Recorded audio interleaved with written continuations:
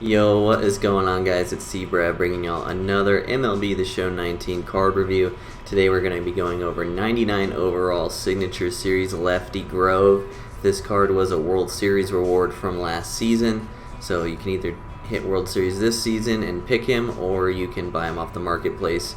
He's currently selling for around $80K at the moment. So we'll get right into the review. This card is pretty good. You would hope that a card with this kind of stats would be at least pretty good, but I would classify him as exactly pretty good. He's not over the top incredible. I would put him at the very top of Tier 2 on the borderline of Tier 1. There's just a couple things I want to address about this card that I don't like, that I think keeps him from hitting Tier 1. The first one is that all of his off-speed pitches are roughly the same speed. There's only an 8-mile-an-hour differential from his hardest form of off-speed and his slowest form of off-speed. So this card does not perform well against people that like to guess.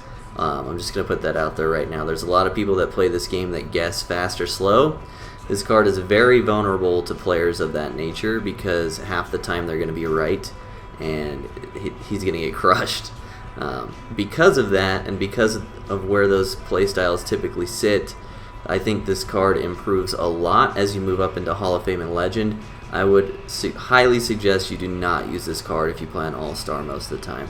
This is a terrible card to try to get away with stuff on All-Star. Additionally, another reason I don't particularly like this card is because he's not really fun or interactive to pitch with, it seems like.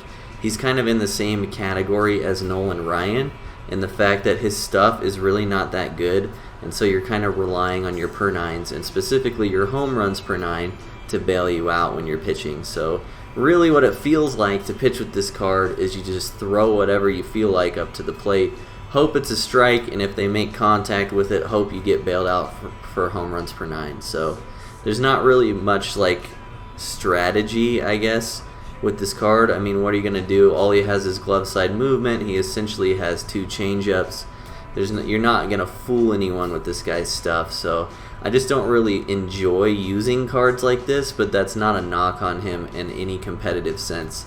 Like I said, this card is still very good, especially on Legend, and if you're looking for just someone new to try or you're really struggling giving up runs in your rotation, definitely give this guy a look. So as always, we'll rate the card how he rates in the meta, and we'll rate him compared to how much he costs. For how he rates in the meta, I'll give him an A-.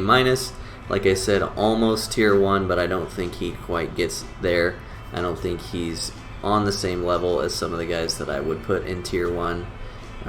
Nowhere close to Kershaw, if that kind of puts it in perspective. And we'll rate him compared to how much he costs. We'll give him also an A- because I think a price point of $80K is probably exactly how much a card like this should sell for.